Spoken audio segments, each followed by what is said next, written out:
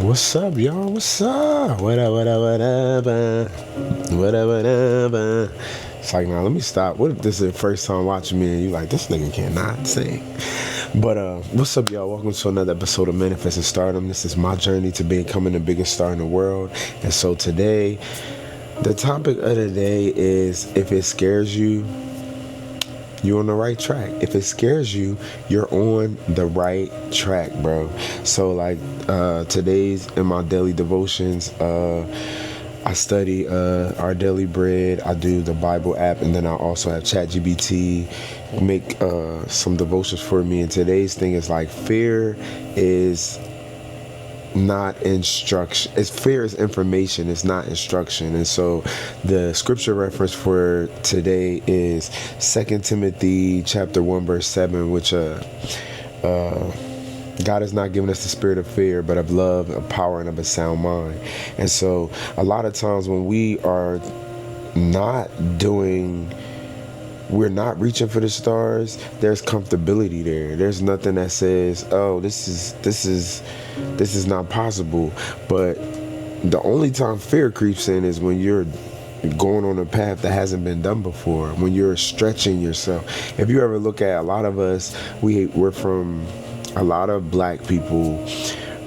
We grew up in families where, our elders, they just kind of was just like, get you a good job with some benefits. If you can go to school, get you a retirement fund, and you be good, which nothing is wrong with that. But a lot of times that is the peak of what everybody wants, because that's their stability, that's predictable. Get you a job in the medical field, get you a job, because it's so predictable. But when you live a life like that, because it's been done so many times, you typically fear doesn't really creep in as much. Yeah, you might lose your job, yeah, you might whatever, but for the most part, it's kind of a paved way in that realm of society. And like, the truth of the matter is, like, when you want to go above and beyond, when you're trying to be a millionaire, when you're trying to create generational wealth, when you're trying to start something from the ground up, that is when the fear creeps in. The fear ain't creeping in if you're doing what everybody else doing. And so that in and of itself should be a sign for you to keep going. So just keep going, bro. Like, just keep moving forward. Like, fear increases. The note I have is, fear increases because you're growing, not failing. And it'll creep in because, like I said before, if you was doing something that everybody else was doing, if you was going on a trail that's already been blazed, what is there to fear? Somebody already did the path for you. But if you're going above and beyond, you're trying to be the first person in your family that went to college, or be the first person in your family that created generational wealth. You're the first person that has a business that brings in more than $1 million a year, or $1 billion a year. Like, those are things that you would rightfully be, fear would creep in. But the good thing is that God didn't give us the spirit of fear. He gave us the spirit of power and of love and of a sound mind. So that's the enemy trying to stop you. But that's great, because the enemy ain't going to try to stop you if you wasn't lit. If you ain't had nothing that you was, you know what I'm saying? So stepping forward despite fear builds real confidence. And I know I've been talking about this in a lot of the episodes, is when you step forward and you prove to yourself that you mean what you say, your confidence builds. You know what I'm saying? That's like when people say, like, I'm so much more confident after I went to the gym and I did this and I did that. That's because, not only because you actually look better, but because you know the work that you put in, and that's what builds your confidence. You didn't just wake up one day and just had a better looking body or a better physique. That wouldn't have built your confidence. What would build your confidence is the fact that you worked hard, and you know that you deserve to look how you look because of the work you put in. And so, stepping forward in spite of the fear is what's going to always build that confidence for you. The last point I have is, see fear as proof you're stretching into purpose. And that's the whole purpose of what we do for, is to be aligned in purpose. You know what I'm saying? to be aligned in purpose. It's so much about my life as an artist, as a business owner, as an entrepreneur that seems unsure. So much about it that seems like a gamble. So much about it that seems like a lottery, because you have no physical evidence that it could work, because it didn't work for it hasn't worked for more people than it has worked for. But when you're in purpose, that's why I talked about the last episode, is when you're in purpose, when this is your identity, you're not doing it just for the accolades and the success and the money. You're doing it because whether they come or not, this is what I'm gonna do. Forgive my dog. Relax, Tux. It's just a moment. But yeah, you're not doing it just for the accolades. You're doing it because that's your identity. And once you do something because you know it's your purpose and your identity, you no longer are fazed by whether people are clapping. You're no longer fazed by whether the type of music or the type of product or the type of whatever you're offering is in trend or not. You're no longer concerned with, who's going to endorse it, who's going to support. You're doing it because the same way you got to brush your teeth every day is the same way you got to create your art every day. The same way you got to wash up and take a shower every day is the same way you got to be creative, or you got to study, or that's the same way. It's like, it's your oxygen. You know what I'm saying? So be encouraged that the same things that you believe can happen, and fear's job is to try to creep in. But thankfully, when we study our word and we know who we are in Christ, the Bible tells us that God has not given us the spirit of fear. He hasn't given us that. So fear creeping in is just the enemy, or your enemy within yourself. So don't allow that. And you're human, so it's possible. Like, you human, like that's it. We all get fearful. We all get scared sometimes. But a lot of times, I think, or more, what I'm saying in this episode is, we need to take fear as a good sign that, oh, I must be doing something right.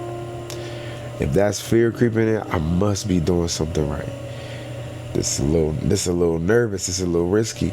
Who wants to pursue something that everything is so guaranteed and so structured, and so what life is that? You can see the end of that life before you even started. But when you're in purpose, there are some exceptional things that come along with it. And do you want God's good, or do you want his great? Do you want the good, or do you want the best? And a lot of people just living good. A lot of people just living good. A lot of people just living, they just going with the flow. But do you want actually what God has purpose for you? Well, you're going to have to jump, man. This is your moment to jump. This is your time to jump. This is your time to start writing that book. This is your time to start thinking about that business and start putting that business plan together. This is the time to start really talking to your spouse about how we can make some investments to make things better. This is that time. So it's the time. It's the time to make it. And done is better than perfect. My manager just texted me because he heard me upstairs. He said, done is better than perfect. Done is better than perfect. So this is the time for you to step into your purpose, and the time for you to make happen. And when fear creeps in, that's your sign that you're on the right track. Because God did not give us the spirit of fear. He gave us the spirit of love, power, and of a sound mind. So it's waiting for you. And if it don't scare you, it's probably not that lit. Like, if it don't scare you, it's probably not your purpose. It's probably not what you should be doing, and it's probably not big enough for you to be dreaming. So pick the scary thing. Now, I'm not saying don't be wise. God, he gave us this spirit of love, power, and of a sound mind. A sound mind means a man of wisdom. A sound mind means a sober mind. A sound mind means let me be wise. Let me be wise and do my research and be diligent and come up with a strategy and a plan and an outline and put that plan and outline before God and pray over it. That's what that means. That don't mean gamble. That don't mean just out of ignorance jump off a cliff. Nah. Jump off that cliff, but make sure you train before you jump off that cliff. You know, not too much, because you can never train too much. Make sure you got that parachute. Make sure you know where you landed. Make sure you have a plan on where you, and then you jump. So a lot of times we're either one extreme of the other. We're either too scared to jump, or we are frivolous and irresponsible, and we don't think it all the way through, or try to think it through with a strategic mind and set, with a strategic plan and set. I'm sorry. But something about the middle, you know what I'm saying? Something about that, doing what you can do, doing the research you need to do, speaking into it, and then trusting God to do the rest. And that's where the fear comes in, because where the fear is because it's unknown. Where the fear is where you're looking at the variables, or you're looking at the stats, or you're looking at the data. That's where the fear is. But when you trust God, the trust in God is going to propel you through that fear.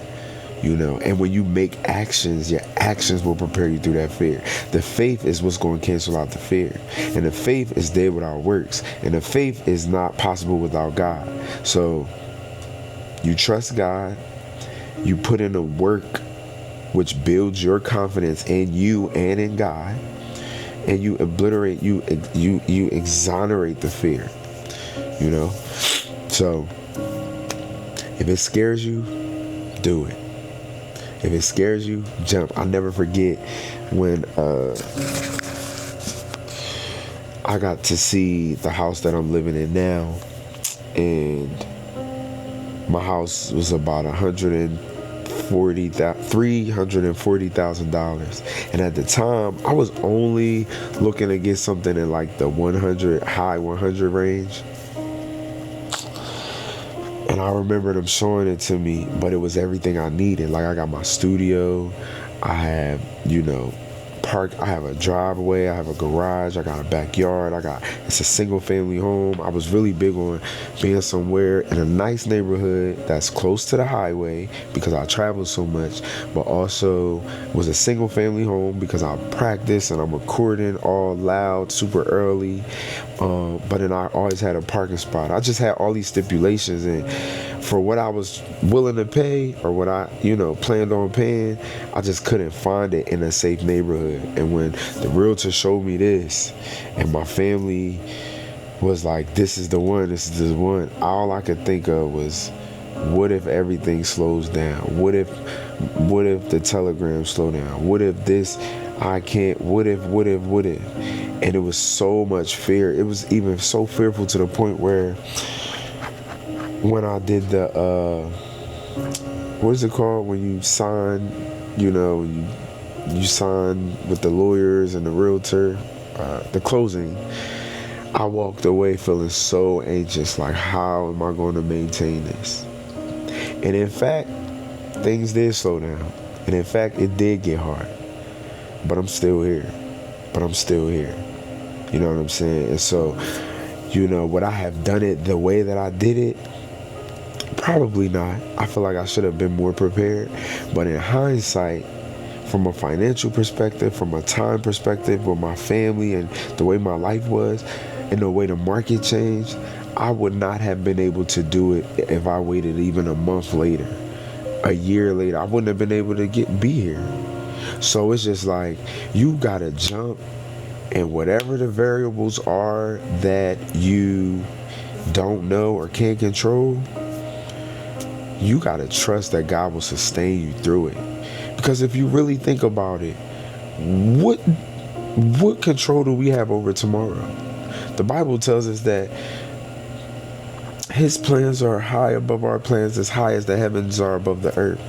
The Bible tells us that you would do no much as growing an inch by staring in the mirror or thinking about the day. He said, what is that in Proverbs? He says, tomorrow will have its own troubles. You know what I'm saying? And so the truth of the matter is, no matter how stable you feel like you are, you can have the best job in the world. You can have the best this. You can have the best that. Tomorrow is still, everything can be going tomorrow. Look at Job. Job was lit. Job was a godly man. He was wealthy. He had family. And all of it just disappeared. But the truth of what you have to be is connected to God. What you gotta be is connected to the vine. You know what I'm saying? And so the truth of the matter is, bro, like, if none of it's promised, and you can't predict or control tomorrow, it's no more than what you speak, obviously, because what you speak is what creates your reality. But no more than what you speak. Why not go and do what you really love? Why not go for the Bentley and not the Acura? Why not go for the 10,000 square foot home as the 1,000 square foot home? None of it's going to go with us anyway. None of it's ours anyway. None of it is going to get us into heaven anyway. Why not enjoy the best of the best? Why not have the best of the best? If you got to work to live and you got to work to eat, why not work and do something that you love? Why not work and do something that inspires you and that helps other people and that connects you closer to God in a way that you feel like this is what you was meant to do? Since you gotta work anyway, since you gotta get a job anyway, since you gotta work to eat anyway, why not work and do something that fulfills you? And a lot of times we choose the safest thing we can think of, the safest route we can take. And the whole time, you could take the safest route and still fail. Jim Carrey, I think I said it in another video, but Jim Carrey said, you can fail at what you don't love. So why not give it a shot at trying to do what you do love? Since you could fail at either or, why not try to do what you love? I would much rather fail at doing what I love than fail at doing what I hate. Duh. But yeah, so if it scares you, you're on the right track. I hope this inspired you. I hope you watching this, and when you watching this, you see my life ascend. I hope that when you watch this, you can watch this and be looking at me on YouTube, and then the next YouTube video or the next thing on your video is me accepting my album of the year Grammy. Me accepting my best new artist of the year Grammy. Me accepting my record of the year Grammy. My songwriter of the year Grammy. I hope you watch this an hour before you come see me perform in an arena. I'm talking to you. Subscribe to the channel. I'll see you tomorrow.